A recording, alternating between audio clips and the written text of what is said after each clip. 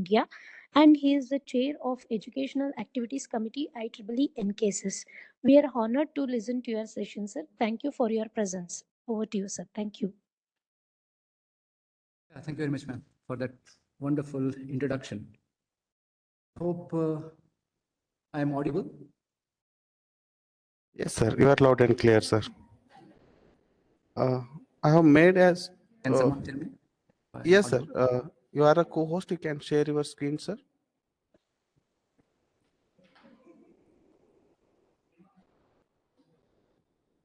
Sir, am I audible?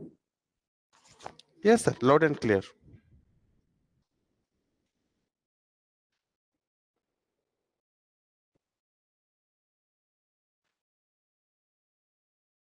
Hello?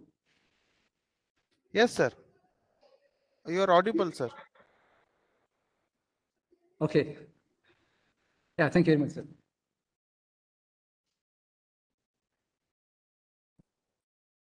Okay, so I was just checking because I have made it as a hybrid event. So I was just, because we have participants here as well.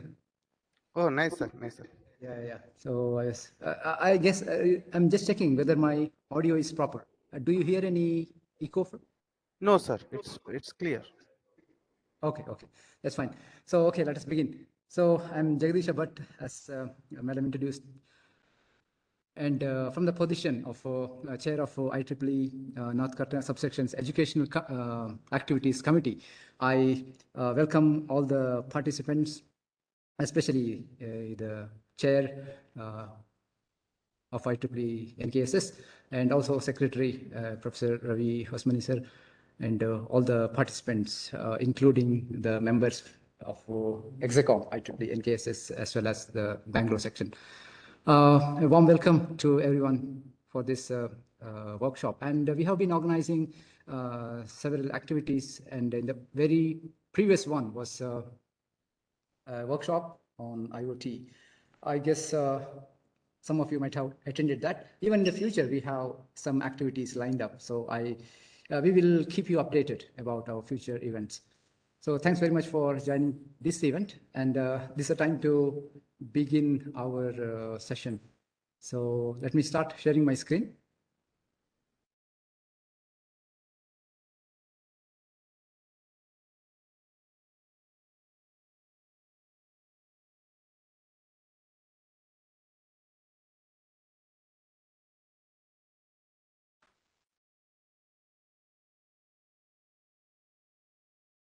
Yeah, I hope my screen is visible, right?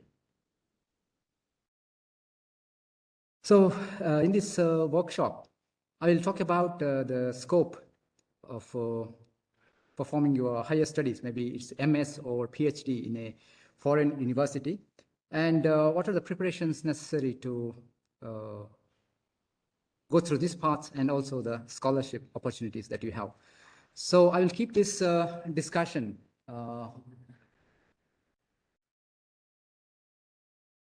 general, and yeah, I will try to answer if there are any queries at the end. And you may use the chat box if you have any queries.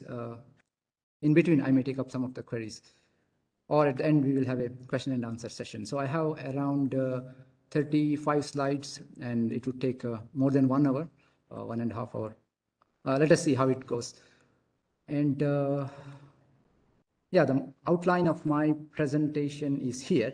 So initially, we talk about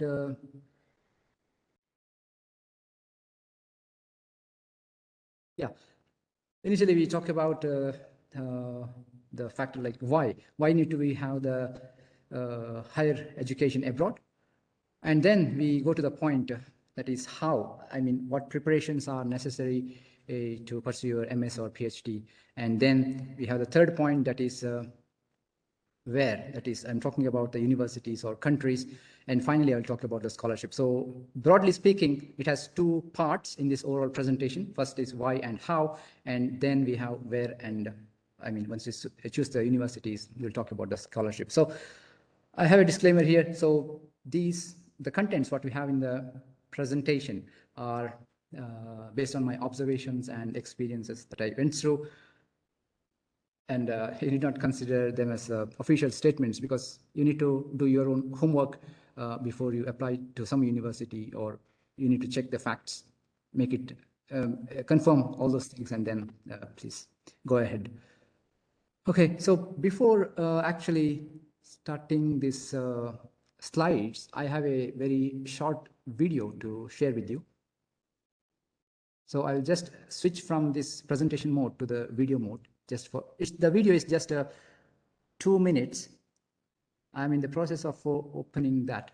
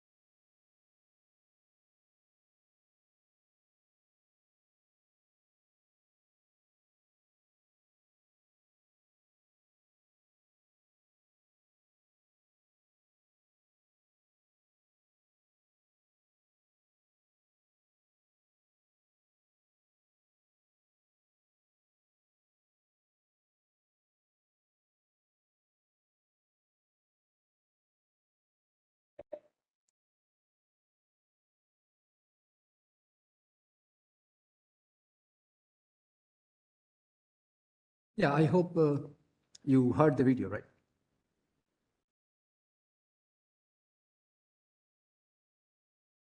Okay, so let us continue. I just check once again whether I'm audible to all the online participants. Yes, sir. You are loud and clear. Yeah, thank you very much. So, okay, that video, I think, gave you another face of what we go through here. So that is one opinion. People can have different opinions. Okay, let us continue. So I'm coming to the point now. After this, I have my slides to discuss. So the first question is, why do you want to study abroad? That's the key question. I expect your participation, so you may use the chat box to select your choices here. I have several points here. You may choose whichever is appropriate to you, and I would like to see your comments in the chat box. So the first one is it because of better employment opportunities? That means in a foreign university, you have when you as a student, you get to learn many things. Many things in the sense, you learn your course considering different dimensions. That is, in a course, the course may be taught by an industry person, or you may have internships. Those internships actually you need to do in a company, or it could be something, a part of the course is taught in the classroom and remaining is taught in the industry. Or you may have to go through a project. It's mandatory to perform a project, maybe a mini project, as a part of your course in the industry or in a specific area of technology. So all this makes you very much equipped with the qualities or capabilities that you need to have to work in the industry. So as a result, it becomes an easy transition for you to make from the academics to the industry. That's why there are better employment opportunities. That is one point of view. Since you are equipped with higher qualities, those qualities are very much essential in the industry, and those qualities you attain when you are in college, that gives you a better chance to get a great job. Or even because of the location, maybe some countries, right? Developed countries, they already have well-established industries or infrastructure. Automatically, that opens doors for you. So is it the reason for, talking about better employment opportunities? So I have another point here, home or international. That means you may be thinking that if I go to a foreign country to pursue my MS or PhD, then in that particular country or in some other countries internationally, I can get a better job. Or you may also think that if I have a MS in United States and I come back home, then I may get a higher salary. That depends, right? So what's your point? Second one, experience a foreign country. Yeah, there are 2 points. One is living academic. So in a foreign university, speaking in general, the university may have peer groups from various countries. For example, if you're a student in some of the universities in the United States, you may have all your classmates belonging to different countries, maybe 70, 80 countries. For example, if there are 80 students, you may have 60 countries, the representatives from 60 countries.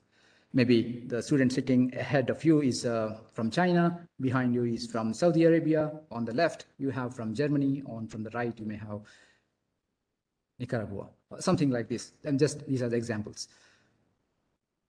So do you want to have such kind of experience in a foreign country academically? Or you may have teachers from various foreign countries. For example, you have one teacher who teaches algorithm from India, or another teacher who teaches thermodynamics from France, something like this.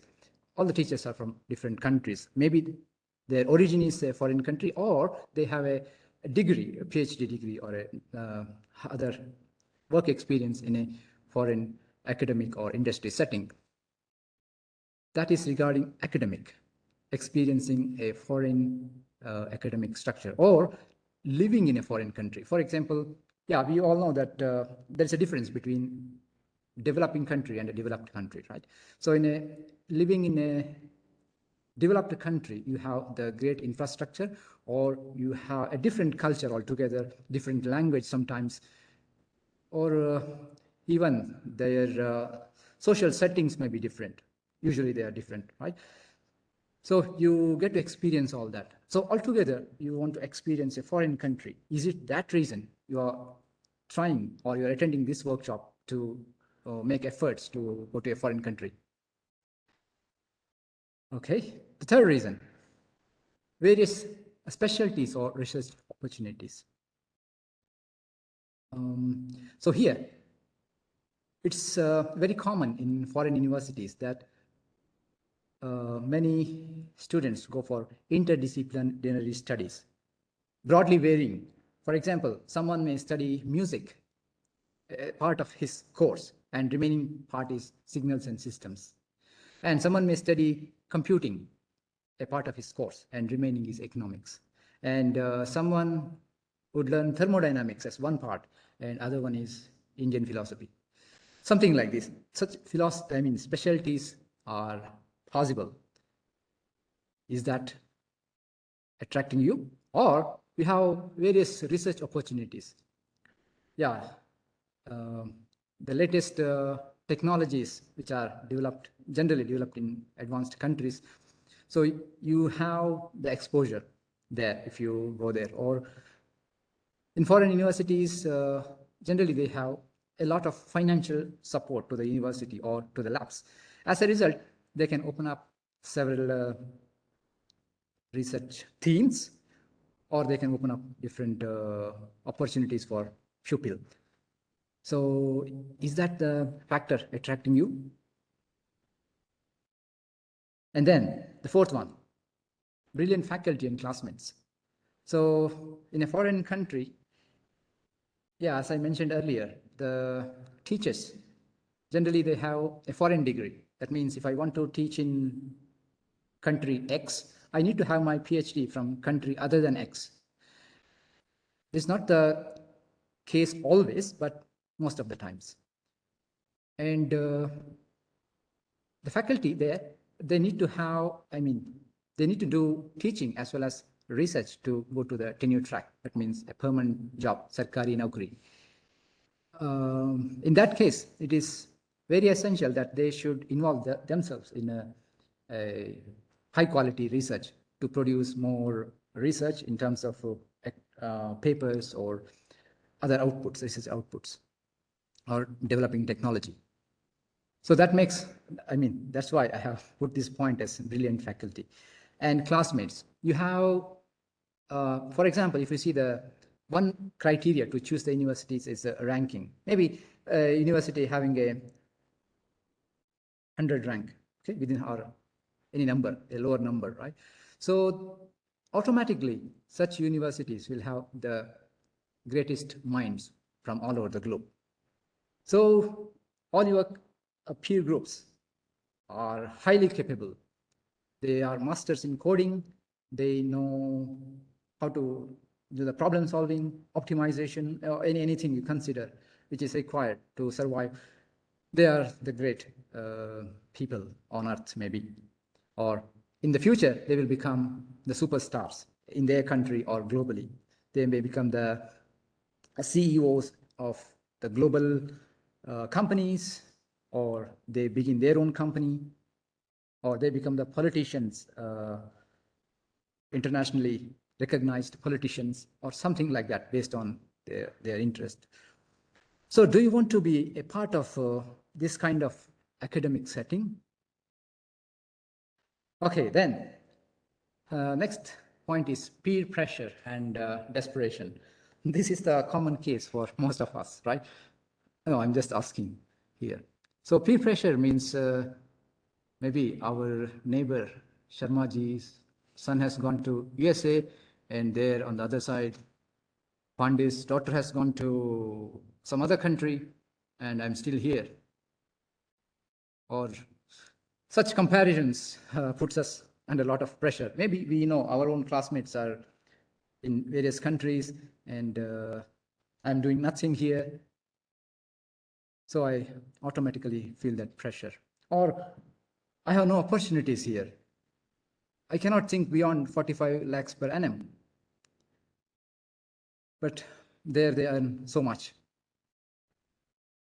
If I want to start a startup company, yeah, it is not my cup of tea. So I'm under a lot of pressure, as well as I'm desperate. So I want to go abroad and maybe acquire higher skills. So I want to go abroad. Is it your reason? Okay, next one. Plans to settle abroad. Okay, you want to live in a foreign country. You want to experience living in a foreign country. But you don't know how to get a job or how to enter that country. One way is you get a foreign degree, you go for studies and get a degree there, and then it becomes, most of the time, it's easy to settle in that country or whichever country you decide to live in. So your final goal is to settle in a foreign country, and Maybe you want to marry someone there, or you want to find a job for your lifetime. So if you have such plans, or you want to have beautiful kids from your partner who is a foreigner, or something like this, okay? So these are all practical reasons that you want to settle abroad. Next reason here is upgrade your skills, new ways of thinking, or explore your strengths. So when you are, the first point is upgrade your skills. Of course, academically, I mentioned the reasons how you can upgrade your skills. And other reason is when you are as a foreigner in a country, you need to, most of the times, manage your things by yourself. For example, manage your time, manage your other responsibilities, manage your studies, manage your health, many things, manage your work, the daily work, etc.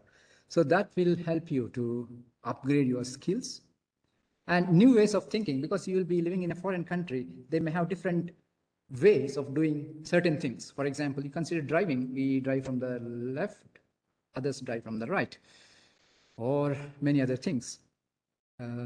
Even in academics, we have different ways of doing various things. We do it something in one way. The same thing is done in another country in another way. So you want to find out those new ways of doing things or new ways of thinking, because you will also have your friends or peers from various countries, right? So that will make you to adopt their styles or think about their styles and explore your strengths. We do not know sometimes that what's my strength, because we are surrounded by our loved ones here. Our parents take care of us. But in a foreign country, it is not so. When you go to a foreign country, you have to deal with all the odds by yourself. That may help you to explore your strength. So do you want to do that? Okay, my last point of this slide is health perspective. Some countries are least polluted. So if you live in such a country, that may help you to upgrade your health. It's not possible maybe in this country. For example, my own case, when I was in a foreign country or lived in Europe as well, so I never got cold, but when I come back to India, I usually get cold. So I realized that it is because of the pollution that we have, the dust or that causes. Yeah, it's not the problem of the body, it's a problem of the country. Okay? I mean, you want to improve your health, that's also one reason. And then other reason is maybe you want to become richer. You want to earn a foreign degree and get a job there, because it is difficult to get a job in a foreign country with your local degree. I mean, if you are an Indian, you have an Indian degree, but you want to get a job in a foreign country, generally it is too hard to get. But if you have a foreign degree, then you can get the job in a foreign country, because generally it matches the levels. So do you want to do that and earn a lot of money? In some countries, you know, we earn and there is no tax. So whatever you earn, you just save. So do you want to do that? So these are 8 points, and please use your chat box. I will go through that later. Yeah, actually this slide gives an overview of why do you want to study abroad. Or actually I have listed out these points based on my experience. I mean, maybe my own experience or the interactions I had with others and collected their feedbacks to formulate this slide. Okay, now let us go to the next slide to see. Okay, if you decide based on all those reasons to go abroad, then what you can get? What are the outcomes of such a visit or such a study? First one, appreciate others' point of view and while defending yours. That means since you studied in a foreign university and you had friends from various countries, and it's a quality that comes to you automatically, that you acquire the skill of defending your point while not offending others. Okay, I mean, this is a point that automatically comes if you are open. Next one, appreciate your own country or culture upon return. So many times we have a closed eyes.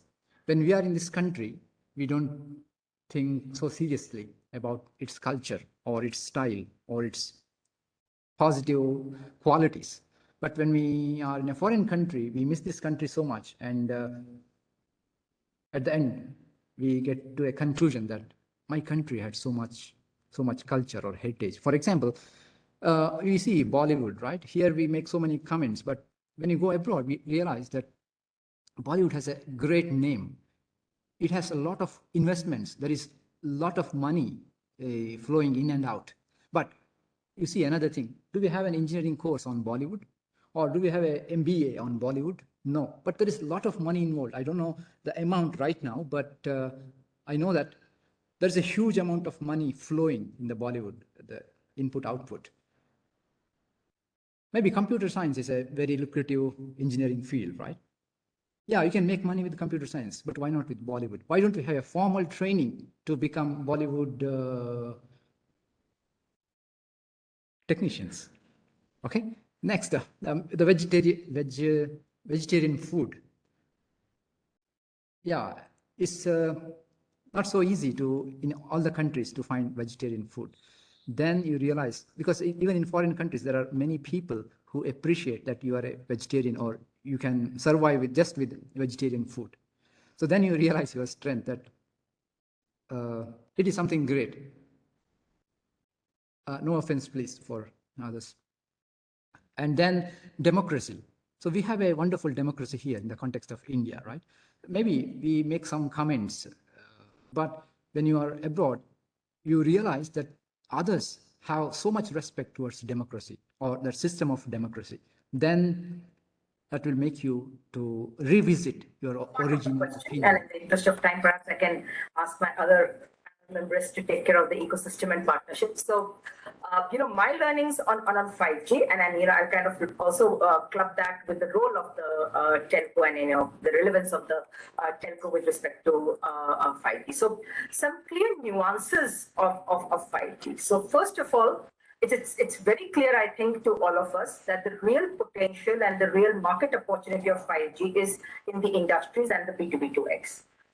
That itself kind of brings, a big challenge with respect. Okay, so that was from other source. Okay, so, and also about fashion, that is maybe the sari or Indian clothes. We have different colors, right? So actually that is well appreciated by foreigners. So you will start appreciating all that, okay? Next one is transition. That is in Indian academics, or when you are a student, there is a peer pressure from everyone surrounding us that you need to get a higher package. My own sole intention is to get a higher package. That's why I'm in an engineering study or some other studies. Always money comes to our mind, or we are pressurized to think in that direction. When you have a foreign degree, what happens here is you will try to develop your qualities.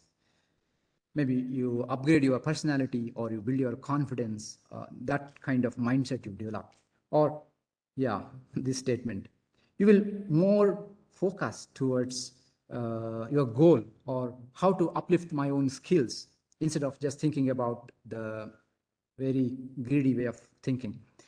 And also appreciate different styles in a university atmosphere. For example, in foreign universities, the students, they need to earn money, they need to go for a part-time job or maybe an internship. Because in India, we are well fed by our parents. They pay our tuition fee or food, etc. They take care of that, right? But it's not the style in foreign countries, many countries. So if you are a student, you need to earn your own money to pay your tuition fees or your life. You need to manage by yourself. So when you have such friends, you will also appreciate those styles of living. Maybe one of your friend is working in a garage, or another working in a restaurant or different places. Then you will start appreciating those things as well. Okay, that's also a way of living. You will appreciate that. And also you'll be able to take some independent decisions because you went through some of the hardship or different ways of living. So that will help you to take independent decisions. And then learn responsibilities. Yeah, this is the key point here. You need to manage your time, manage your food. Maybe in some countries there is, if you are a vegetarian, you may not have the vegetarian food, so you need to manage your own food. Or food is expensive outside, so you can cook by yourself to save money. And you need to manage your housing and other social etiquettes. And then local travel, how to travel in a country, you learn that. Of course, education is the key point. And also you learn to take care of your health and also expenses and back home relationships. When you are in a foreign country, you need also have to be in touch with your relatives or loved ones, right?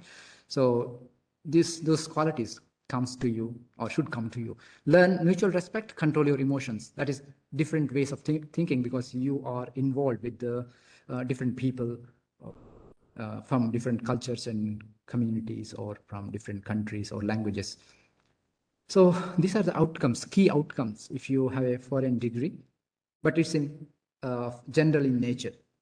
It may vary from individual to individual. To acquire these skills, actually, you need to have an open mind.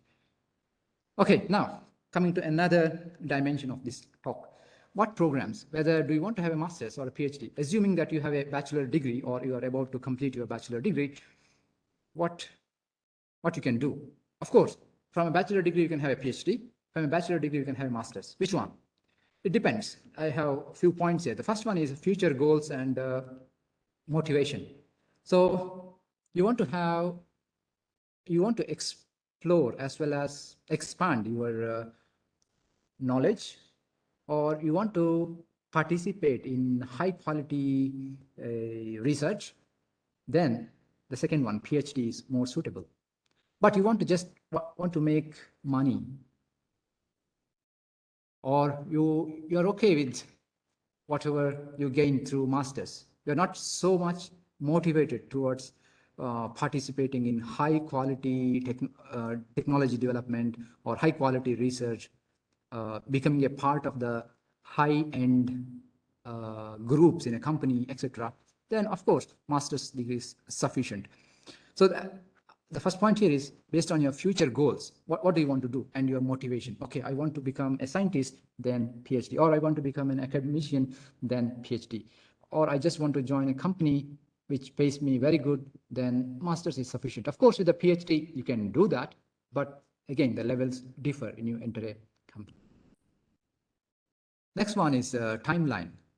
I have just 1 year. I want to have a master's degree, or I have 2 years, so I can have a. In master's degrees, there are different types, like research-based masters or thought masters. You have only courses. The research-based consists of courses as well as research component. Or I have 5 years, so I will do my PhD, or I have 7 years.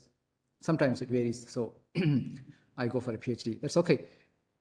Depending on your timeline, you may have other pressures as well, so you need to manage your time and decide what is better. I mean, this is also one criteria to think about the program. There is a master's or PhD timeline. So I have a red indication here, 1 year. Please note here, once you have a master's degree or a PhD from a foreign university, if you want to come back to India and do your job based on that degree should be attested by a body called as Association of Indian University, AIU. So they have a constraint here. I'm giving you the information from the previous years. 1 year degrees are not endorsed by them. So you need to be careful, or you need to check those guidelines of AIU, whether your degree is valid in India or not. It's called as equating the degree, whether it is equated or not. And also the part-time degrees were not equated in India. If you have a foreign degree part-time, then no. Next one is investment. I want to I have money, or I want to spend so much money. I have only this much money, my budget. So even I want to do a PhD, but I'm not so good, or my money is not so much. So I go for a master's. So you can decide. I mean, this is also one factor that decides. Next one is back home responsibilities. Okay, just visiting the same point. Generally, in a master's degree, if you're going for a master's degree or a PhD, there will be scholarships. So for a master's degree, the number of scholarships sometimes lesser, or the chances of getting such a scholarship is lesser than if you have the idea to become a PhD student. Then you have an edge over those master candidates. So that is also one point you can think about. Next one is back home responsibilities.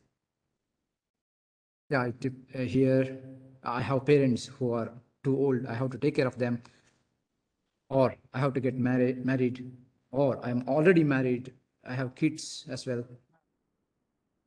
What to do? And I have loans, and I have to clear those loans. So what to do, whether master's or PhD? Can I spend so many years? I mean, can I live in a foreign country for so many years? That all factors comes here. So these are the general points people think when they choose master's or PhD. Okay, now countries. Which country should I go? Generally, in India, you ask anyone, they want to go to United States, right? Because of various reasons. They have the great universities, or they have great industries, great infrastructure, etc. Or Canada, or yeah, many countries, right? Asia, or UK, or other countries in Europe, or Scandinavia, South America, or Middle East, Australia, or New Zealand, South Africa, etc. So what is the first factor when you consider countries? The language. For example, English is spoken in, I mean, officially in 6 countries or 7 countries, like USA, Canada, Australia, New Zealand, South Africa, UK, and Ireland. So if you go to such countries, then there is no barrier. I mean, we can freely communicate, as you know, English, and in India, we generally study in English. So there's no problem. Maybe in some countries, it is not the case, the other points here. For example, French, maybe Canada, or France, or some other countries in Latin America as well, or some part of Africa.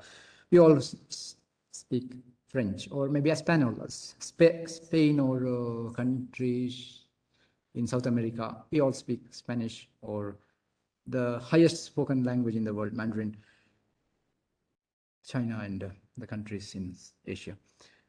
So again, you need to think about this. If you want to go to English-speaking countries, then it is easy. But if you go to other countries, then you can learn a new language, maybe Dutch in many countries in Europe. Okay. Next one is job opportunities.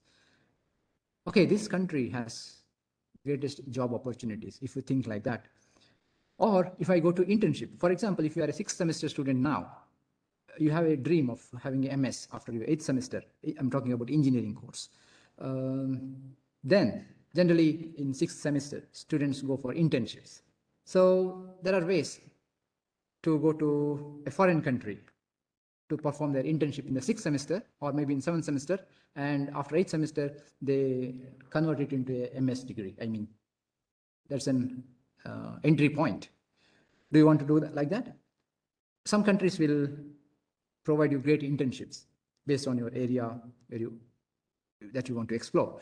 Maybe the part-time job opportunities. Some countries have great part-time job opportunities. When you are a student, you also maybe, because most of the foreign countries have work permit, right? You can work 20 hours per week.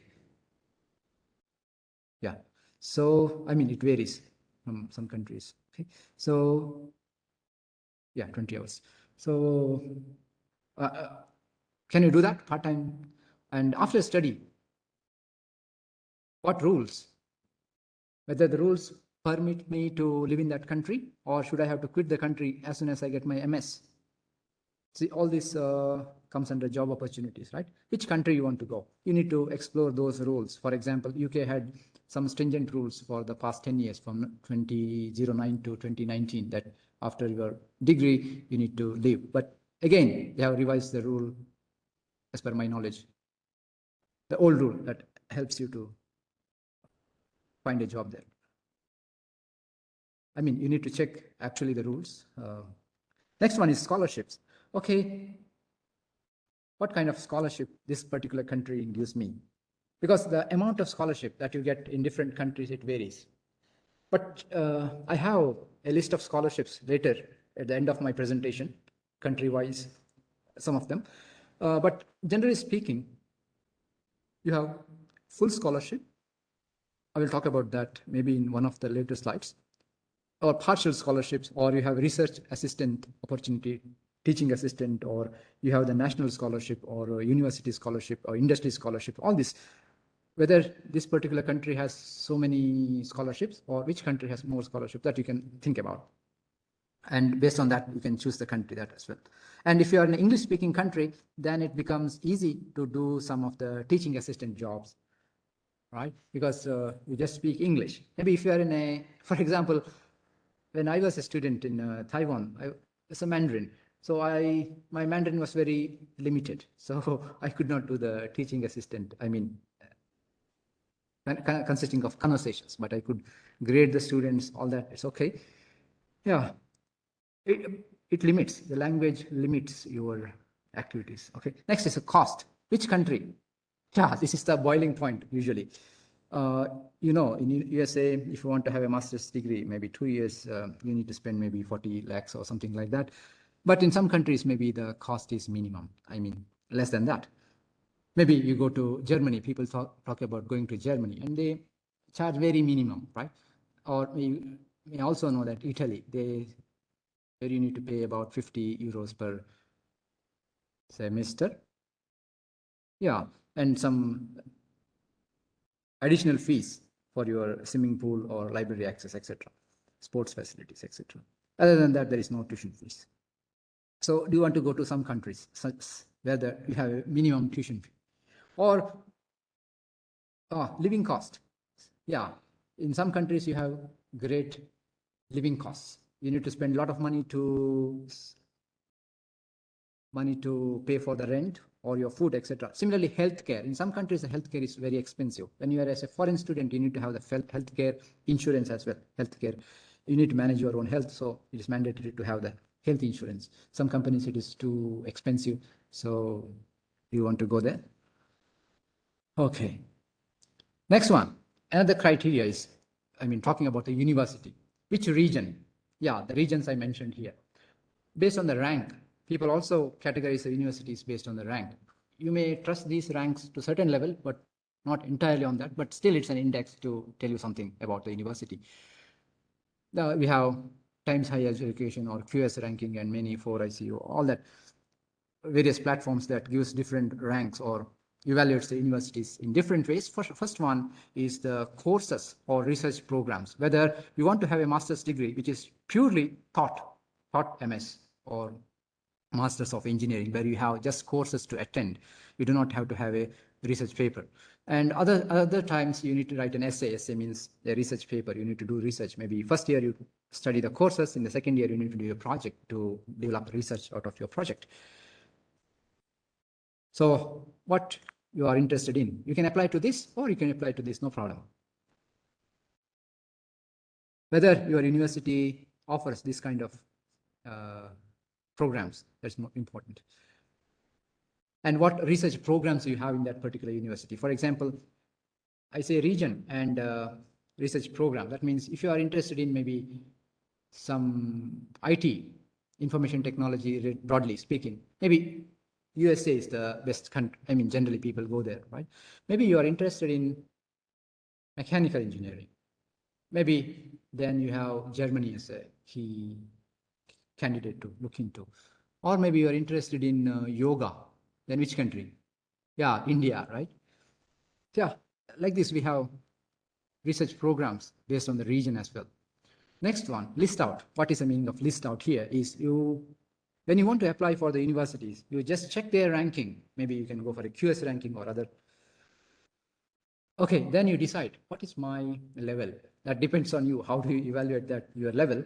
And then choose some universities, maybe 5 universities in that level, and plus 10% ranking, 10% above, 10% below. That means ranking is 50, you have to go to 60 and 70 as well. So that you list out those universities. For example, you have 15 universities in hand. Next, applying for them. Start applying to those universities. I have the application process, general, in the next coming slides, but let us finish this slide first. Peer group. Yeah, some countries, for example, you consider United States, generally you have candidates from maybe more than 100 countries.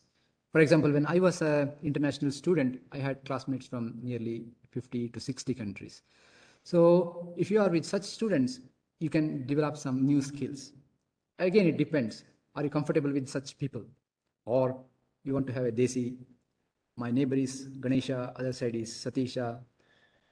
At the front you have Ramesha. Is it okay? The same group. There's a catch here. For example, some universities, especially in United States, this is my observation.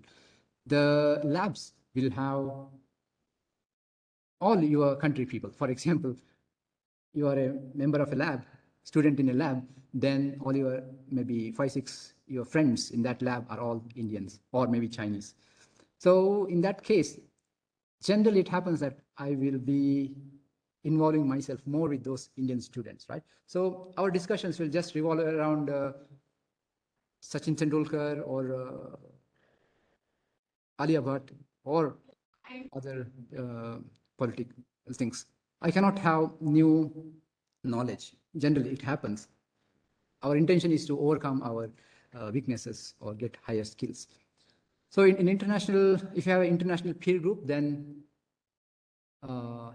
you will be exposed to different ways of thinking or different areas.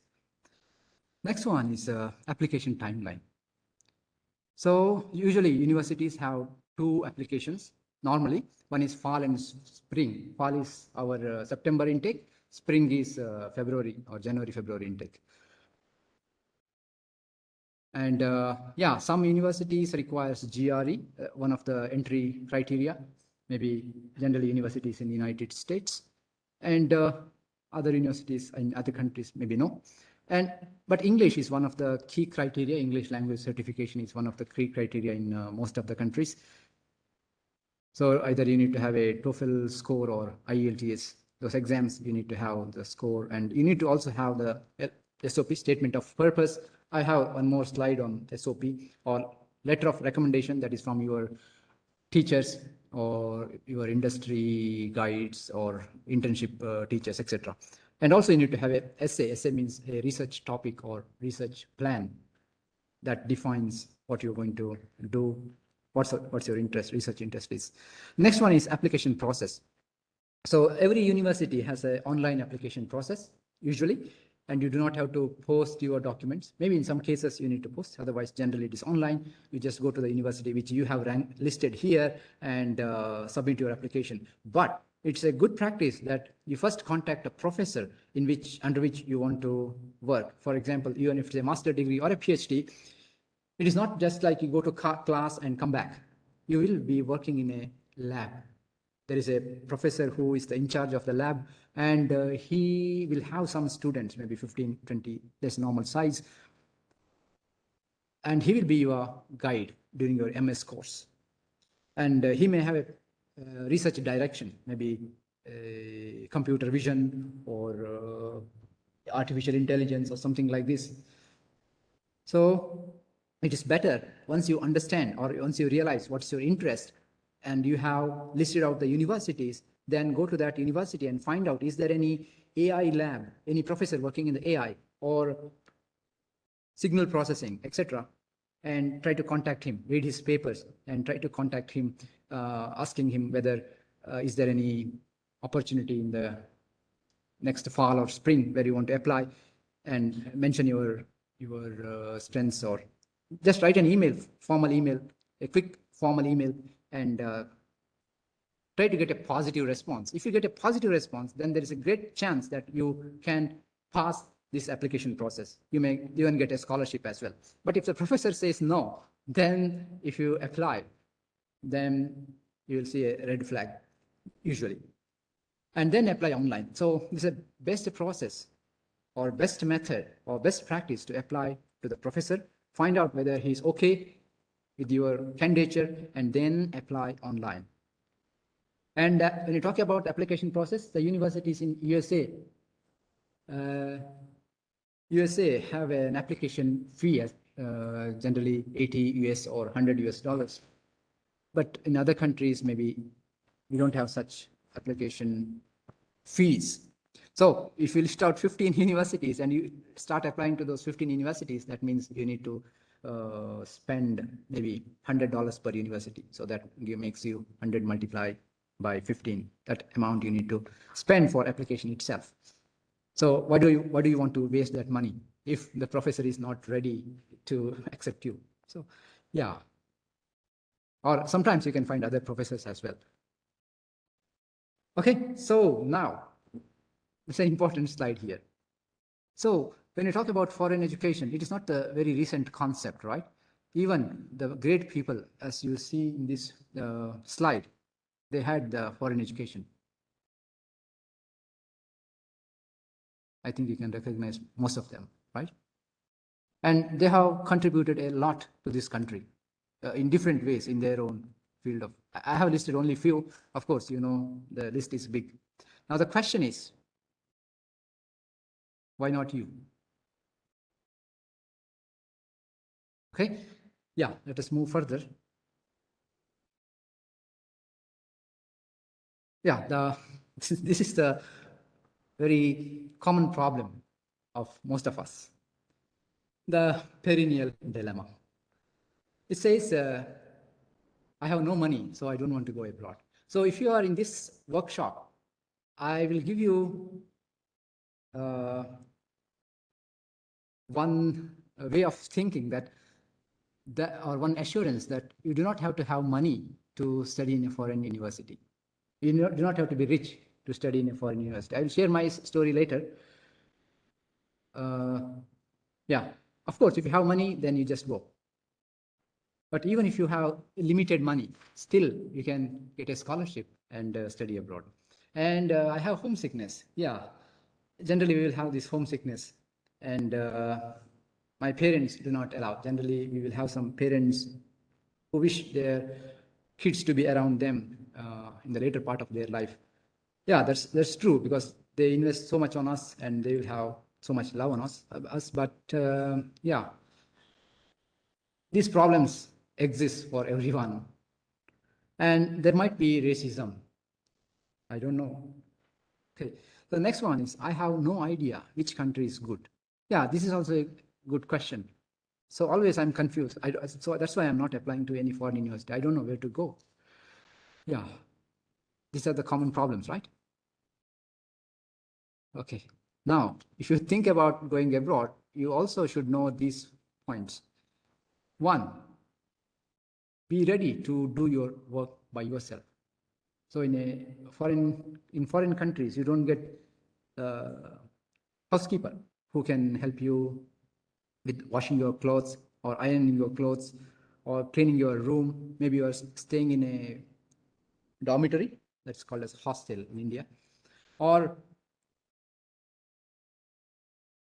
outside in a rented house, rented facility. Nobody will take care of all that. I mean, you are cleaning, or you have to do by yourself. And in some universities, the students have to do the university service. For example, they have to clean the parking lot or water the plants, all this as a part of university service. You cannot say that I don't do. Okay, next one is shopping.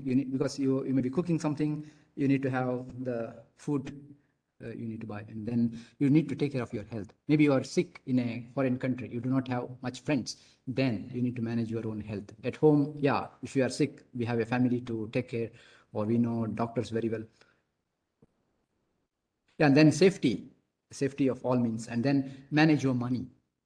You have limited money, maybe. Then, or you have a scholarship, then you need to manage it. You cannot spend it as you wish, right? Because maybe you fail a course in the future, you don't have scholarship. So you need to manage your money. And then, importantly, you need to manage your studies altogether. Next one is, so the first point says you should be more responsible if you are going abroad. Next one is part-time jobs. Because sometimes you may get one type of scholarship. It is not sufficient. Maybe it is not sufficient to cover everything. So in that context, you may have to do some part-time jobs, maybe on the Saturdays or weekends, or maybe during night sometimes. Because most of the universities have course running all through the day. Maybe it starts at 8 and ends at 10 or 11 in the night. So you can take the courses at any time. Maybe in the daytime, you work in a restaurant, or maybe in a dispensary or in a garage. In the afternoon, you attend the courses. Or until afternoon, you work, or in evening, you attend the classes. That's possible based on your choice of slot. And no campus placements. In a foreign, this is an Indian concept of campus placement, where maybe you go to a private school or other public schools, where the student candidate is pressed so much so that he gets a job. But foreign universities don't have this concept. Generally, they will have one day a career day, or they call it by different names. Okay, so on that day, different companies visits your campus, and they advertise themselves. And if you are interested, you can just put your application, and then it is left to you to manage your appointments and giving the interview. All this you have to do.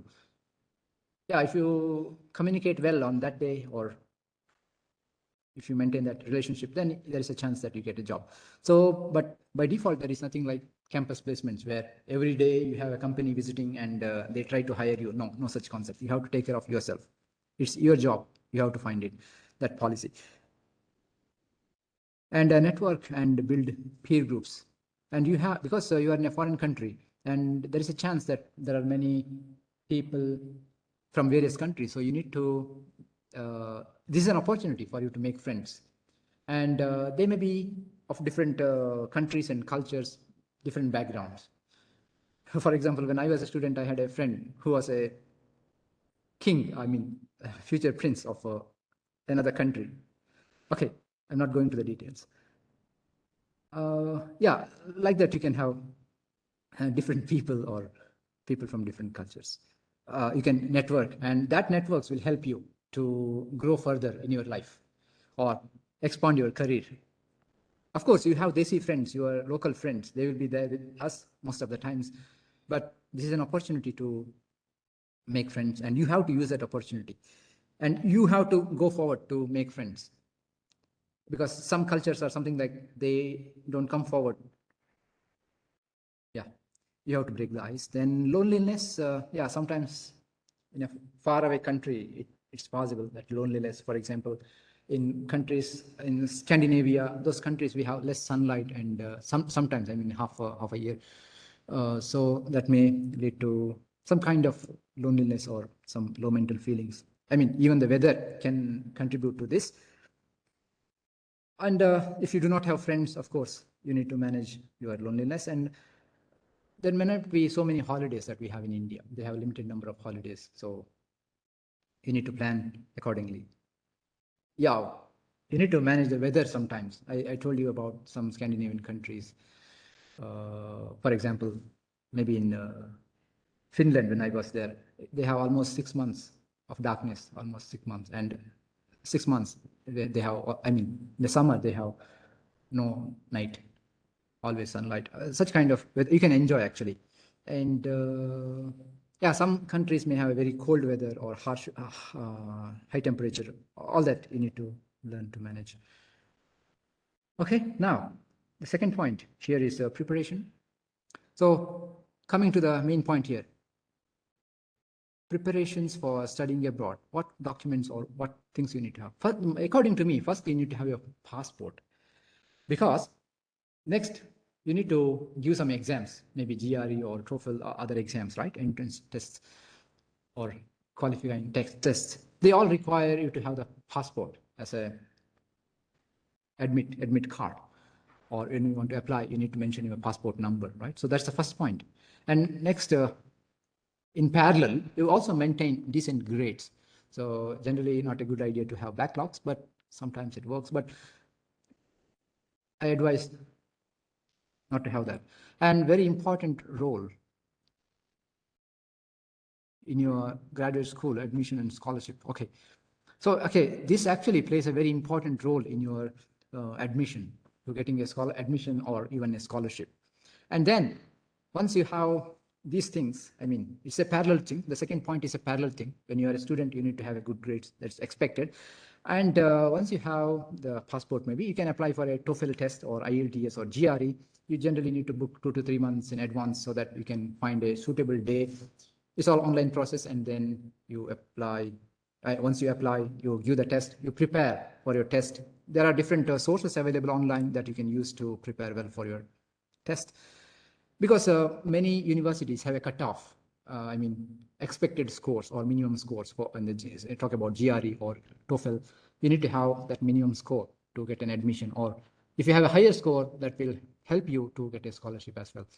Next one, utilize your summer vacations. For example, when you are a student of a 4th semester or 6th semester talking about an engineering degree, you have the vacation time. You spend your vacation on internships.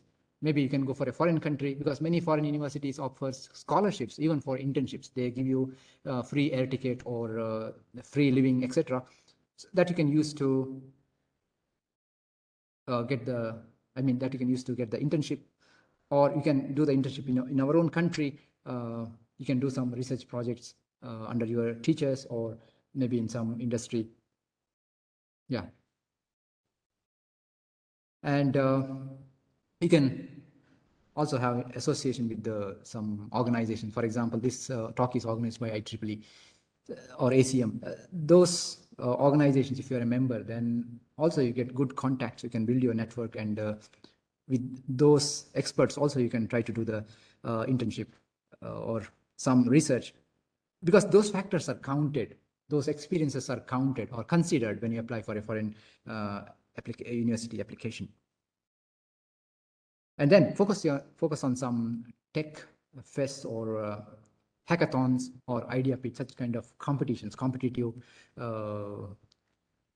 environments or programs you do, and then develop your skills. Maybe it's inter-university or national level. Such events are very useful. Try to participate and try to do well in such competitions. And try to learn. It's not a mandatory thing, but other than English, maybe the German or Spanish or French. Because while being in India itself, you can go through these courses to a certain level, maybe the lowest ones. We have ABC levels. So again, there are different levels, sub-levels. We can at least have some minimum things. Because when we talk about Germany, many Indians wants to go to Germany. There is a scholarship called as a DAD scholarship. I will talk about that. And that requires, it's not a mandatory thing, but if you have some language abilities, then there is a great chance that you get that scholarship. It's not a mandatory requirement anyway. For your information, I was one of the finalists in the DAD interview. DAD scholarship process. Back maybe 10 years before.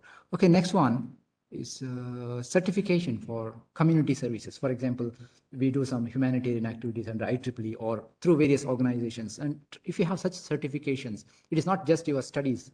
Other than studies, you help someone understand coding or do some experiments with the kids, teach them physics, or help someone to plant trees, etc. Social benefits, right? So if you have such certification, that also says something, some positive things about you. Okay, so because in India, we want to have a foreign degree, we just consider the GATE score and you are in, maybe based on your rank. But in a foreign university, you need to have a kind of holistic evaluation. They evaluate a candidate, not the number. Okay, next, start preparing your SOP. statement of purpose is also one of the component in the application. I have a structure for statement of purpose at the end, but just now I say that statement of purpose says about your motivation. Why do you want to study this course? And what skills do you have? And what benefits you transfer if you get these skills? That's the idea of statement of purpose. You need to be very focused when you write your SOP, and it should be very natural.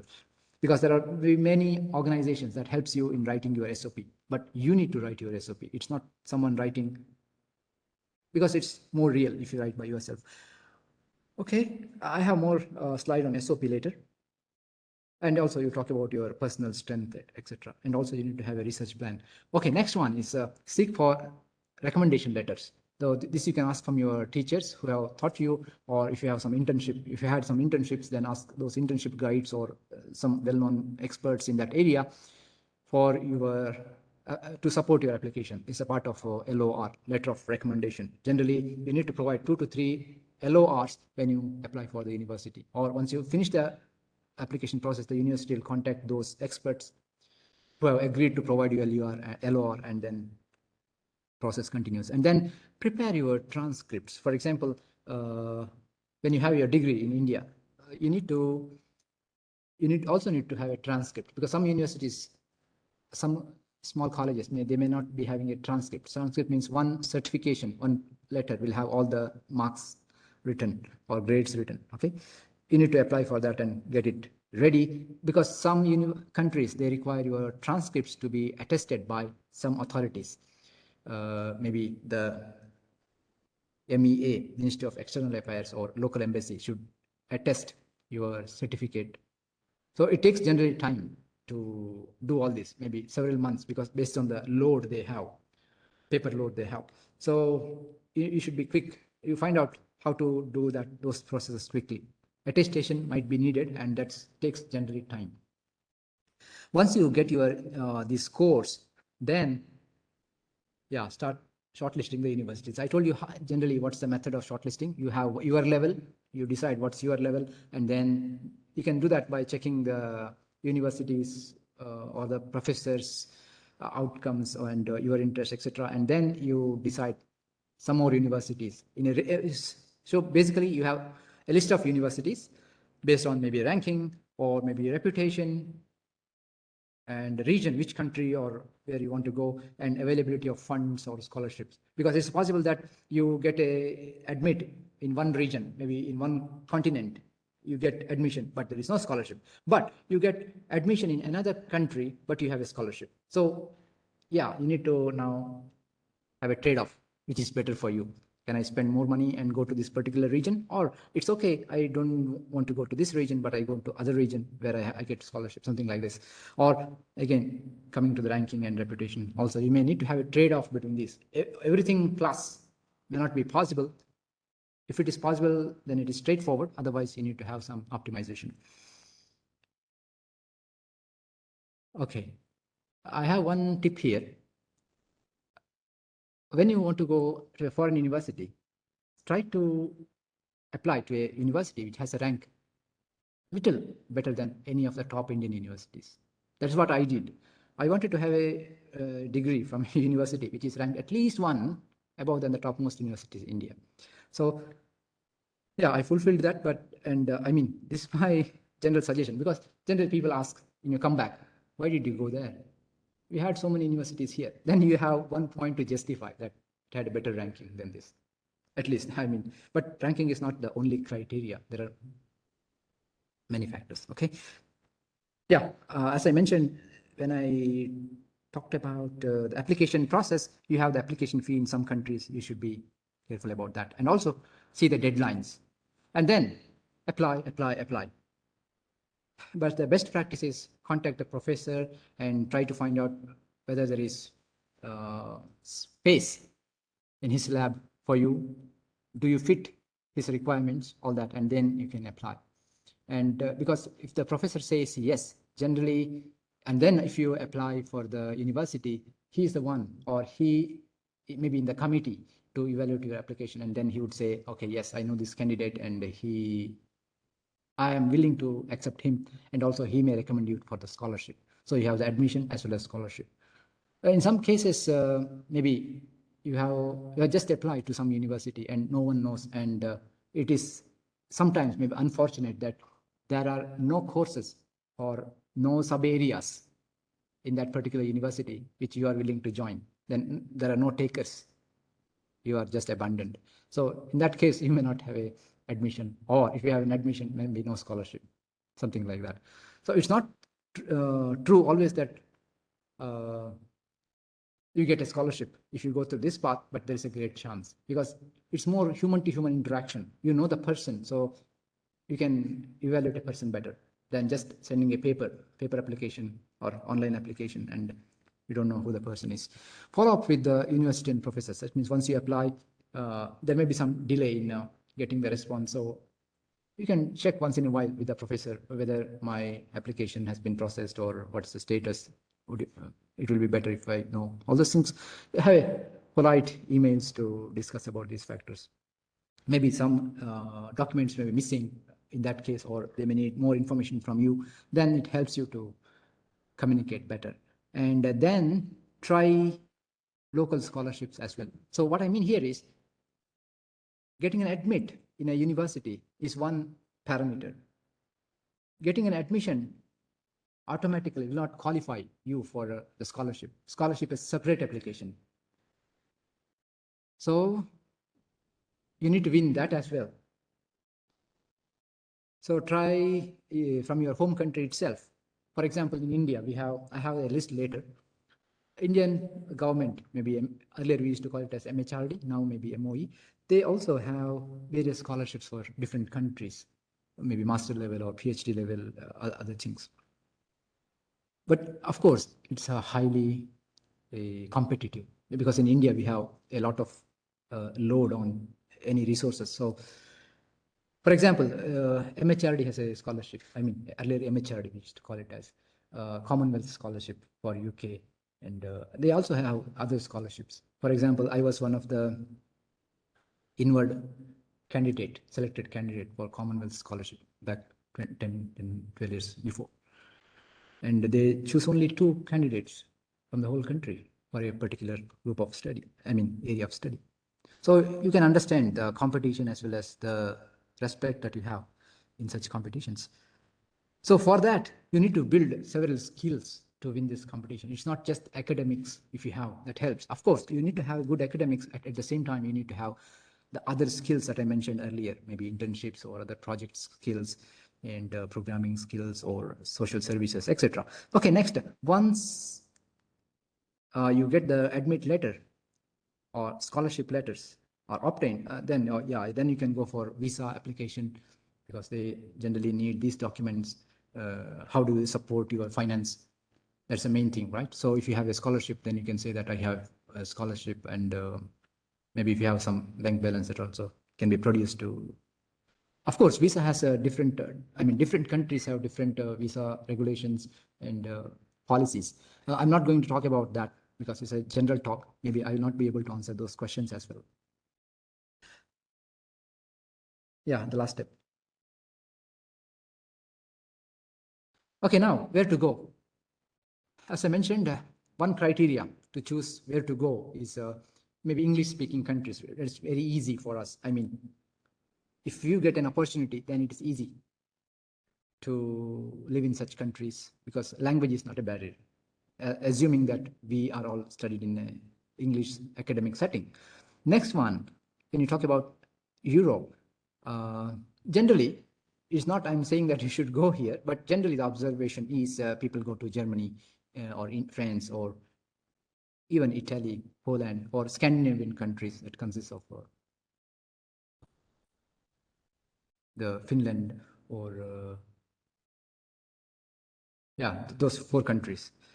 Okay, and then the next one is Asia.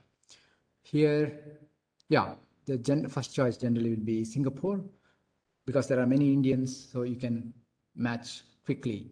And Malaysia or Hong Kong, people wants to go to Hong Kong because they have a very high scholarship amounts. They support very high scholarships, so people want to get richer quickly. And next year, Taiwan or Japan or South Korea or even China, people want to go here, these countries. I mean, this is a very broad view or the collection of data. Of course, there are other countries as well. Maybe I have not included here. And then here, it all depends on, mainly depends on your course, what course you want to study. You want to study IT, information technology, then maybe some countries are not so suitable, or some countries are very preferable. Yeah. Or if you want to study something related to telecom engineering, maybe South Korea or some other countries. Okay, some specific countries that you can learn about that. Next, coming to the main point, another main point here, types of scholarships. Of course, when you are in India, you can apply for the Indian scholarships, Indian international scholarships. I told you that from Indian government also we have some support. We have limited scholarships for selected countries, or you can try the foreign government scholarships. For example, you want to go to Canada, then we have Canada government scholarship. Or you want to go to Singapore, Singapore may have its own government scholarship for international students. So that is one category of scholarships. Second one is university scholarship. Every university generally will have a scholarship. It will have different levels there. Maybe a full scholarship. Full scholarship means what? You do not have to pay the tuition fee. And you do not have to pay the credit fee. What's the meaning of credit fee? Maybe it's a new word for some of you, right?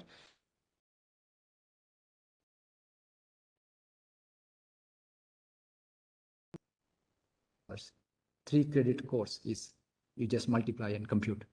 So much money you need to pay to choose that course. You choose a second course, maybe algorithm design. It has 4 credits. So you multiply and find out. So if you want to add more credits, then you need to spend more money. Of course, we do not have that system here in India. And then your living expenses. Your living expenses. Some call it a stipend, right? So a full tuition can cover this, all this. Okay, there may be partial. Partial means you may get this, or you may get this, any of this, not everything. And when you are in a lab, you may get a position as research assistant or teaching assistant. Again, you get some money. I mean, some resource. So these are the different. For example, if you have a partial scholarship, that means you do not have to pay the tuition fees, but you need to manage your own life. You do not get a monthly stipend, right? So if you have a RA-ship, research assistantship, or teaching assistantship, then you get some money every month. So you can manage with that. For example, in my case, just sharing this information, I had a full scholarship. That means I do not have to pay the tuition fees. I do not have to pay the credit fees. I get monthly some money from the university. At the same time, I also get the RA. Again, one more source to get monthly money. So this happens with many students, but again, here permutation combination works.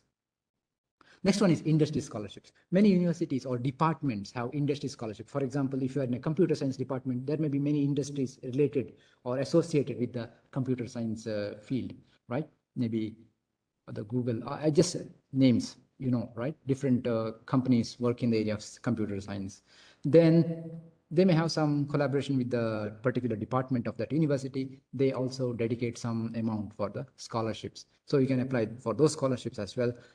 Or there may be alumni scholarships. Some great people have dedicated their money for some students, so you can get that scholarship as well. So there is a footnote here. You may experience higher competition when you apply for government scholarships, okay, than the university scholarship. So generally these government scholarships are highly competitive. So you may get, or if you're lucky, you may get, or maybe not.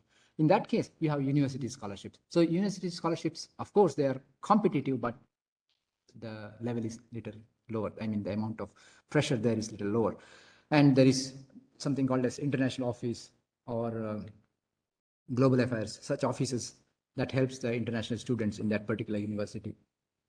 Okay, now, country-wise speaking, UK, United Kingdom has a Commonwealth scholarship. So it's deadline is in August or September.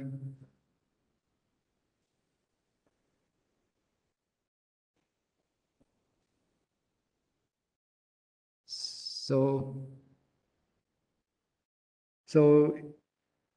just check, am I audible still? Yes, sir. Yes, sir. Okay, thank you, sir.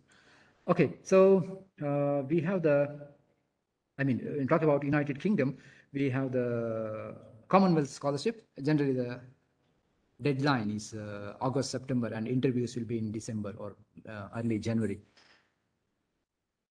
All these scholarships are, you can find their links online links. And then New Zealand also has a Commonwealth scholarship. And from the government side, we have scholarships for China for selected programs.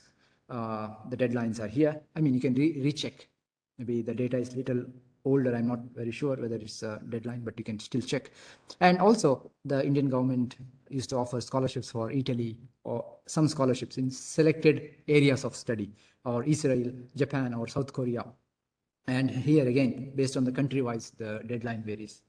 These are all the home scholarships that mean offered by our side, our government side. And when you talk about Germany, because that's one of the popular destinations for many Indians, we have something called as DAD scholarship. And its deadline is usually in October.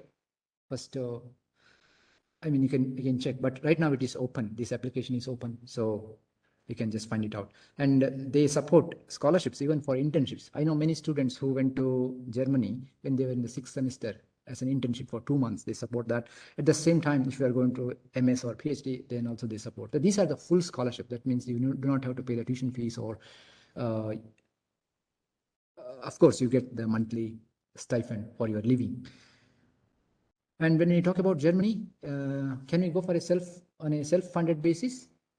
That depends, but the tuition fees, there is very, very nominal fee. So yeah, the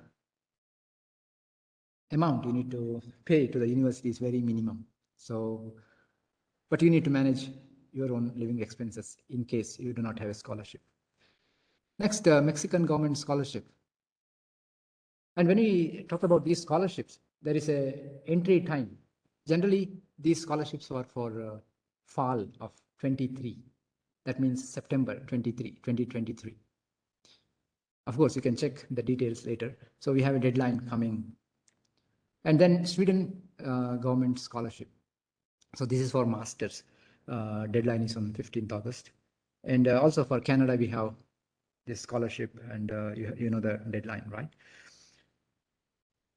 Yeah, when we talk about Sweden, there are some great universities, and it's a great place to live. Of course, winter is too harsh, but other than that, we have great universities. And the salaries, what we call salaries there, when you as a student, the research assistantship or the salary, that's also great, actually. And it's a very peaceful and beautiful place to live. Most of the Scandinavian countries have a very high standard of living, and you can consider those as well. Because generally when we consider foreign studies, everyone speaks about USA. Of course, you can go. Other than that, what destinations you have and what key features you have there, that also you can, is one of the expected outcome of this workshop, to give you awareness about other possibilities as well. Yeah, I talked about Germany, where you have limited fee. You need to very minimal fees, maybe 50 or 100 euros per semester or something like this. And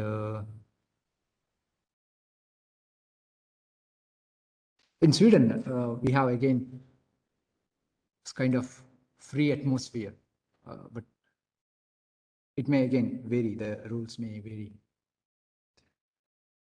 Next one is Canada scholarships. Of course, Canada has very great universities, and this is one, and every university has its own scholarship. I think I have listed some of them here in the next slide. Okay, now coming to Europe. There is something called as Erasmus Mundus Scholarship. And they have variety of streams there. Of course, generally speaking, MS or PhD. The deadline also varies from November to February based on your area of study. This is applicable to most of the European countries. Yeah, this is a very, very popular scholarship, and they have large number of scholarships here as well. At the same time, there is a great competition as well. Next one is a Malaysian the government scholarship, or the scholarship MTCP, which I have indicated here. Yeah, Malaysia also is a great country to think about pursuing a master degree or a PhD. Okay, next one is yeah, King Abdulaziz Scholarship. So this is in Saudi Arabia, that university scholarship. Saudi Arabia also has international scholarships for international students. And many of these universities like KSU, King Saud University, or KAUST, KAUST, King Abdulaziz, the scholarship. So that is, I mean, even Saudi Arabia has some great universities, and their scholarships are high. At the same time, it covers even your living expenses, in the sense you get a monthly stipend. In addition to that, your rent is also covered. Such features also you have. That means it covers everything, plus you get money, additional money, such kind of scholarships to attract the international students. And also they have some great universities. And KAUST, KUST, you might have heard that it is projected as the MIT of the East, because they have great faculty, research teams. I mean, you can just expand your thinking from what we have right now, one country or one continent, to you can expand your views globally. Next one is Stanford University scholarships. Yes, they have some. This is the recent advertisement of the scholarship. And then, of course, we have in UAE, we have Khalifa University scholarships. This university also has great faculty, in the sense research teams and advisors, and they provide, it's a fully funded scholarship I'm talking about. And then New Zealand government scholarships or Australian government scholarships also we have, and every university you can check. Australia also has great universities, right? But important thing here is in Australia is the amounts are too high if you're want to go for a partial scholarship as well. The living expenses are also high, and your tuition fees are also high. So, okay, then for United States, the very popular one is a Fulbright scholarship, and yeah, it's also very, very competitive, similar to Bill Gates scholarship. And then Italian government scholarship. So yeah, the deadline is indicated here. Okay. Italy, also one of the popular destinations. They have a very minimal tuition fees, for example, 50 euros per semester or per year. It's a very minimal amount, right? And also Italy has great universities, those which are established in 1,400 or 1,500, 1,600 and something like that. University of Rome or Pisa, or University of Turin or Trento, and many, many more. Okay. Bologna, these universities, you can just check the research areas or your study areas.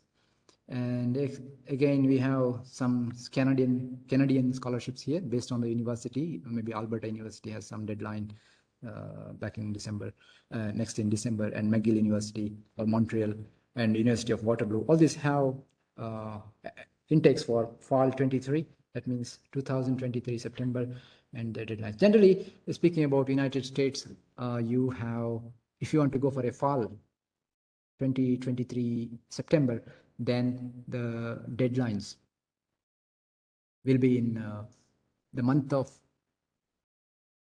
November, December, and you start hearing from them your rejections or acceptance in starting from March onwards, so that you can go to the school in September. So that means Yeah, you can just read these points also in this slide. So generally speaking, I think I'm almost reached at the end of my presentation. So generally speaking, if you want to go to a foreign university for your MS or PhD, you need to start your preparation 1 year before, 1 year in advance, because you need to prepare for the exams like GRE or TOEFL or IELTS. And there is a waiting period to hear from them. And then you need to do your visa procedures. I think that 1 year of time is a good time. So if you want to do your MS, then 6th semester vacation is the right time.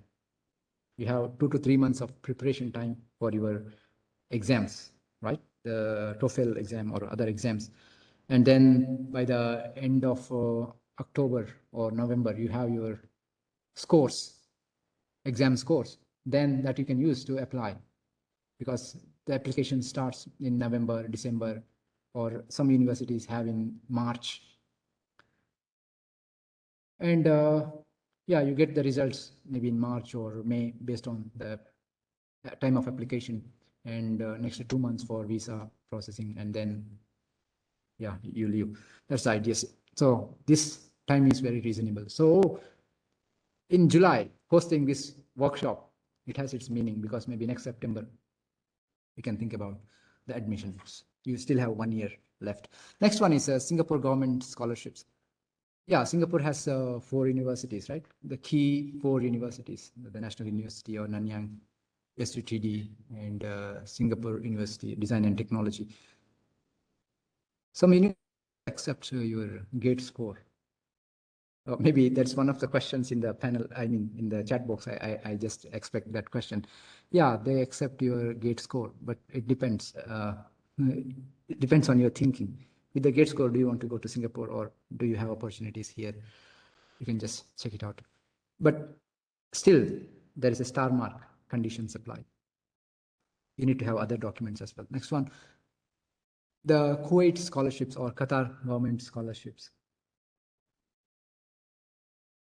There are some American universities. They have their satellite campuses in these countries. Okay, next one is Turkestan government scholarship. Yeah, this Turkestan also has some great universities and great research labs, especially you're talking about electronic or computing, these areas. Even other areas could be.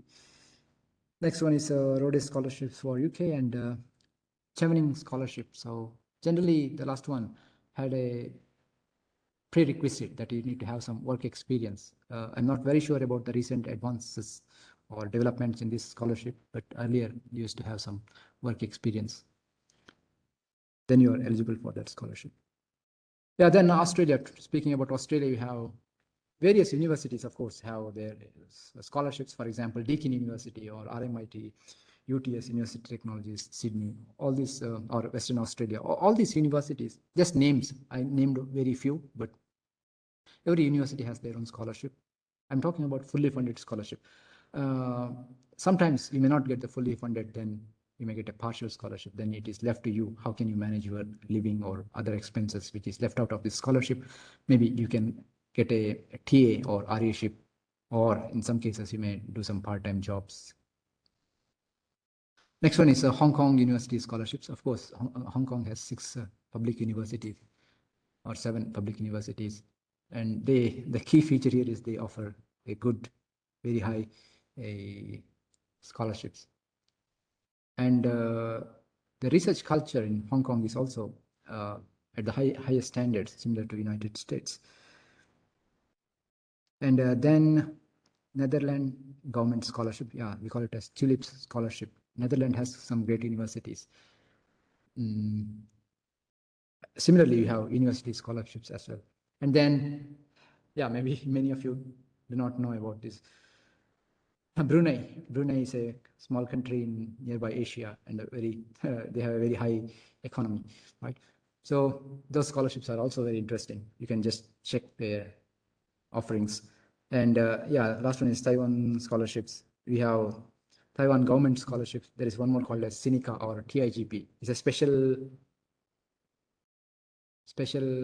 university or institute that offers very high money amount.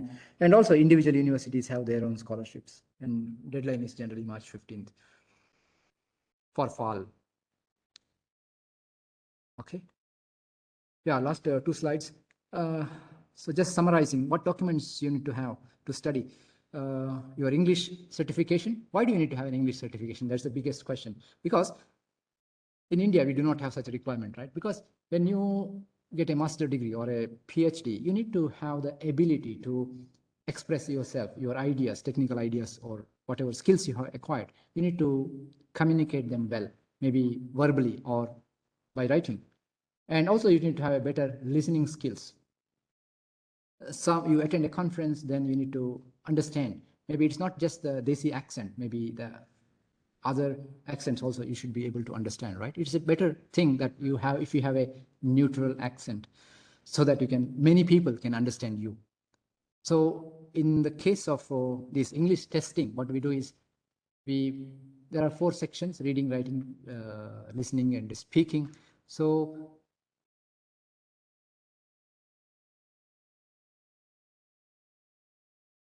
for social setting or okay, next statement of separate slide on the last one. So here, what components you need to write? You have to write by yourself. So what components I have next? Letter of recommendation. That's not your job actually. Your teachers or the experts write for you. And then the research proposal. So usually the universities will ask you if you are going for a research-based master's or PhD. Of course, PhD is a research-based. Research proposal. You need to give a short, a brief abstract or some ideas you want to explore. For example, you want to learn software engineering. Then what area of software engineering, what specific problem in the software engineering you want to address? You want to improve some software systems, its performance, what specific parameter you want to improve. You need to write that research proposal. I want to propose this. I want to solve this particular problem. This is very challenging and it is helpful to the society if I solve this particular problem. Maybe the future computers will have a better performance. So such kind of, you need to define your problem and also the solution. And those things must be. Next one, other documents like diplomas in sense, your degrees and transcripts. You need to attest through proper channel as well as through certain people. Okay, last slide. Statement of purpose. How to write the statement of purpose? On what do we have in a statement of purpose? So basically, in a statement of purpose is a document. You write a document, maybe 1 page, or sometimes there may be a limitation in terms of number of words, maybe 500 words, maybe 1 or 2 pages, or something like this. So what do we need to mention in a statement of purpose? So this is basically the reason for study. Why do you want to study in this particular university, particular department, in this particular research area? Why do you want, or this particular program, why do you want to study? So initially, you need to introduce yourself with your academic details, and whether have you learned some courses related to that particular area of study, or have you done some research on that, all that expected, maybe 1 paragraph. And then the next paragraphs, what you write is the motivation. Okay, what attracts you to this course?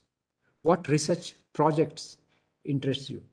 Or why exactly you want to study this particular course, or why do you want to do this research? You may say that I want to develop some new computing system or new automobile system that helps the humanity, right? That's a great problem you're trying to solve, because your success is success of the society. You're transferring knowledge to society.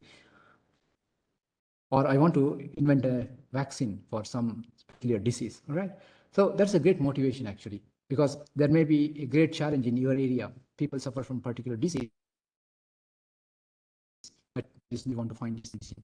So there is a genuine problem and your intentions are also good. So why did you get such an interest? Because you went through that problem, you live in such an area where people suffer. So you don't want to go through the same problem, or you are highly filled with this particular agony, so you want to solve this problem. So this is a kind of motivation, right? You have a great challenge, and you have great ambitions. If you can solve this problem, then you can overcome that challenge. And why this particular college or university or this department or this particular professor? That also need to express here, because such programs are available in different universities. Why this particular university, or why this particular department? Maybe there may be other department also has the same research area, or why this particular professor? Maybe you went through his paper and this problem he has addressed is very challenging. So basically you are mentioning your intention here, and that intention should be, it should not be kind of fake, right? It should be real. Okay, next, you need the next maybe few paragraphs you can write about your abilities. You mentioned that you want to study this particular area. You are highly motivated, but do you have that capabilities? Yes, I did this programming earlier, so I can address this challenge.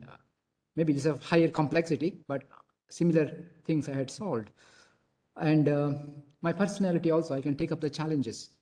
So it's both your personal abilities as well as the abilities that you acquired through different trainings or internships that should be related to this.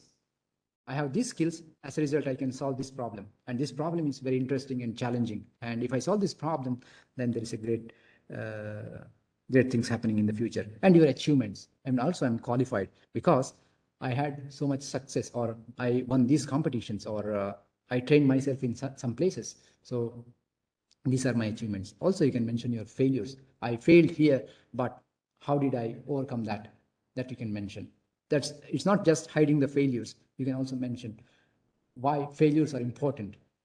Because in some places, if you're not failed, you're not in. Only if you're failed and you have come back, then you are in. Because you know how to bounce back after a failure. Then a person who had never failures. So that's also you can include. And how did you come back? And then your ambitions through this course or through this project, through this study. Yeah, I want to help my society, or I want to invent a new way of solving this particular problem, new procedure, or something like that. Okay. Yeah, these are the key tips for writing SOP. And then keep revising. You need to check your logic mainly. The flow of information here should be in the right order. At the same time, it should be facts, not putting someone's information. You do not have to put here. I mean, it's not your, it should be yours, real. Okay, and then you think about your English language as well. Let it go in the form of a story. Okay, I had this particular challenge and I solved it. Okay, then lastly, that about TOEFL, you have 4 sections here. Okay, then there are some great sources. Nowadays, you have YouTube for everything, but these books, the Kaplans and Barons, these are the very popular books for even GRE, so people can refer to those. It just there's references, but it is not the limited list here. I mean, it's a limited list here, but it's not the end here. Okay, now talking about different countries here in this map. Yeah, you have, I think you know very well about these places. And about, I mean, when everyone tries for United States, maybe you may not get an opportunity. So you can, I'm giving you an alternate view, trying to give you an alternate view, where in Asia also we have some great places, right? For example, Japan here or South Korea, they also have great technologies. Maybe if you consider telecommunication, all your mobile phones, most of the mobile phones are from where? From South Korea, right? Or then we have here, of course, many people knows about Singapore. Even Malaysia has great universities. And of course, all your computers are generally made in Taiwan. So Taiwan is popular in computing areas as well. And you have here Australia and New Zealand, the English-speaking countries, and they have great universities and great ambience there as well. And moving further, you have here the Middle East. Even Middle East, they have some great universities. You can check those universities, and they have great offerings in terms of financial support. And in talk about Europe, of course, we have Portugal here. Portugal has the oldest universities, and also they have some interesting research themes. Maybe you want to do your research or study in maybe navigation or shipbuilding. Of course, we have in Portugal, right? Similarly, Spain has some great universities, and some universities there offers the highest scholarship globally, #1. And I mean, some, I said. And then you have France here. They have great universities, or maybe Italy, or Czech Republic. Czech Republic, maybe the name you might have not heard well, but the famous scientist we have also from Charles University you have there. Of course, Germany, you know, we have Austria. Austria has great universities, as well as Switzerland, right? Yeah, United Kingdom and Ireland, we know because they speak English. And we have the countries here, Norway, Sweden, Finland, and Denmark. They have great living atmosphere, great universities, and great offerings as well. So also consider these places for your higher studies. I mean, you need to do your research on different places, because we are all almost fed with the knowledge that only this part has the maximum offerings. I'm saying you can divert your attention, you can find out, then you can proceed. You cannot just reject based on some former feelings. Okay. Okay, I just stop my presentation here. I mean, maybe I have listed, left out some places here, but you can just explore them as well. Of course, we have China. China has some universities in the Beida, we call Beijing universities, or Tsing Hua University. I'm from National Tsing Hua. Okay. Yeah, there are different universities you can consider. Yeah, even in these places also, we can find some great universities. Yeah, you can explore here as well, because I did not mention anything here, maybe South Africa or other countries. It's your homework. Please do that.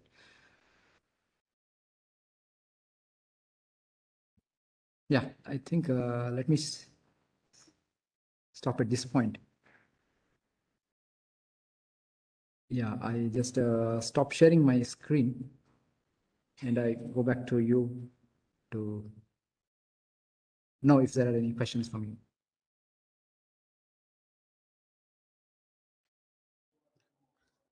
I request participants to put their queries, questions in chat window. If you have any questions, we can share that.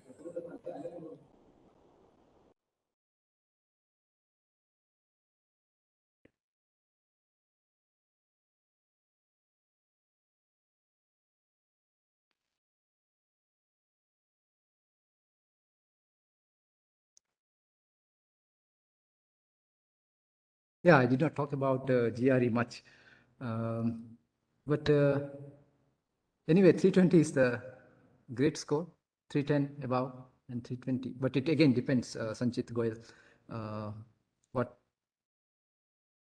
is the great score? It's a generalization, but it varies based on the courses. The best way is you go to the university website and check what's the requirement. And if you are above that, I think it's a great score.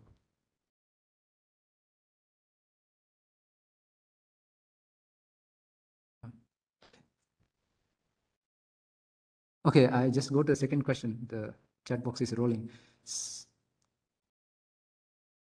Yeah, the scholarships I mentioned here for 2023 fall, but again, you may just cross-check.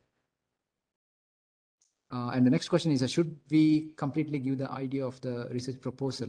Yeah, research proposal is your research idea, first-hand research idea. But if you have done a good research, then of course, that's the best one. How much clarity we give in the research proposal, that's also important. Instead of giving a crude plan, research proposal should be very strong when we apply for very competitive scholarships. For the how much weightage is given to GRE score and academic? Yeah. Yeah, I think there is no equation, well-known equation that says what is the weightage for GRE and the academic scores. It all depends on the committee sometimes, or they have a very holistic way of deciding, fixing the weightage. Maybe there is no such obvious equation that says the percentage of or the weightage for GRE and academic scores. And there is another question. Okay, scholarship application start before the university application. Generally, sometimes it is parallel. That is, you apply for the admission as well as scholarship. But sometimes it is admission application first, then is a scholarship. It depends, I mean, based on the university or the country or the region. Sometimes it is parallel. Sometimes it is first the admission, then is a scholarship. But the gap is not much. I mean, you may hear from, if it is not rejected, then you will be told to apply for that. Okay, the next question I'm going through here is, if suppose I'm getting the US university, not Ivy League, and a third or fourth best university in some other country, which one would be better option if my target is US, don't give citizenship easily. Target is citizenship, okay. Yeah, this is a hard question to answer. I mean, about the citizenship, what would happen in the future or those rules. But university. Okay, you're talking about third and fourth best university in some other country, and you're comparing with the Ivy League, not Ivy League university in the US. Good afternoon, Again, sir. I think it depends on your area. If both the countries are good at good at a particular area, then again, I think it's a hard decision for anyone to say with these limited data. So, because it's just other parameters, I just need to evaluate other parameters, maybe the scholarship or your living expenses. Are they same? In that case, maybe USA is better. Or yeah, it's not an easy decision for anyone to answer it so easily unless we study the scenario in detail. But the other option is also okay. I mean, third or the fourth best university in a specific country, because you say you want to live in that particular country, citizenship. So when you consider that, when we are ambitious, then maybe that's the best option. Okay. So we need to have a constraint as well as our objectives. We need to evaluate them, and then we can make a better decision. The second option is also good. I mean, living in a foreign country, but which country again it comes. I mean, I don't need that input right now here, but yeah, third or fourth best university in a specific country will be a good choice as well. Okay, any questions? I answered all the questions from the chat box. Any participants would like to ask me something?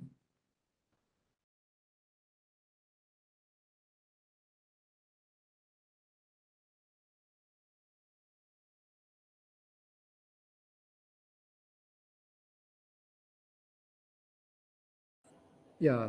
Yes, sir. Yeah, please. Sir, what would this is Ravi, sir. Hello. Yes, sir. Yes, sir. Is there any particular criteria for selection of a candidate from Tier 1 institute or Tier 2 institute? Is there any consideration or any selection criteria they will look in? Sir, actually, I did not hear clearly the last part. Criteria for selection of student from? From the Tier 1 institute or Tier 2 institute. Is there any specific? Oh, okay. So the home university's reputation also matters to some extent. For example, in India, the IITs, maybe the reputed universities, because when they apply, in maybe we assume that they apply to United States, and there may be other students from the same university. They have given a good opinion about this university back in India. So that says something. I mean, some undefined weightage goes to such candidates as well. I mean, because it's a normal human tendency that people like to deal with other people about whom they know well, or there is some information about them than working with a stranger. So I think when you say Tier 1, Tier universities, it says something about that candidate as well, his intellectual abilities. So I think this is an undisclosed weightage, sir. I mean, there is a kind of weightage, but it is not defined formally. Yes, sir. It depends on the panel too, I hope. Yes, sir. Yes, sir. Thank you, sir. I see one raising hand here, sir. Yes, sir. Sanchit Goyal is a raised hand. Do you have any question?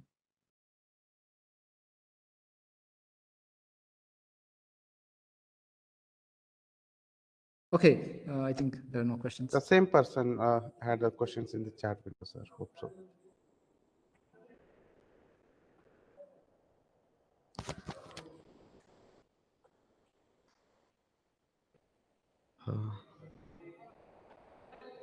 Hope so. Sir, you have addressed all the queries.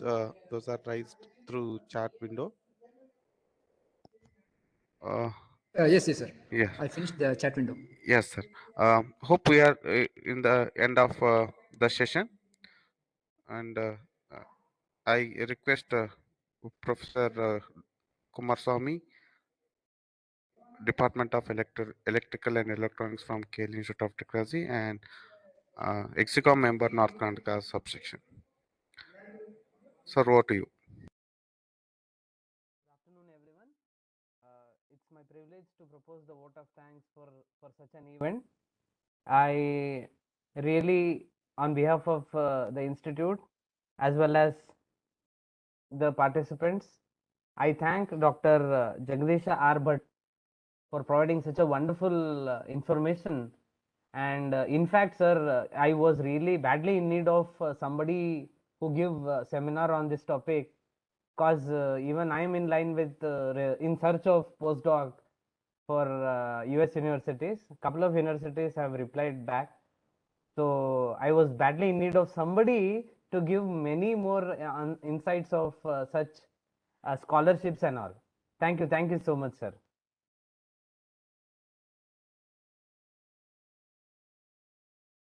It's my pleasure, sir.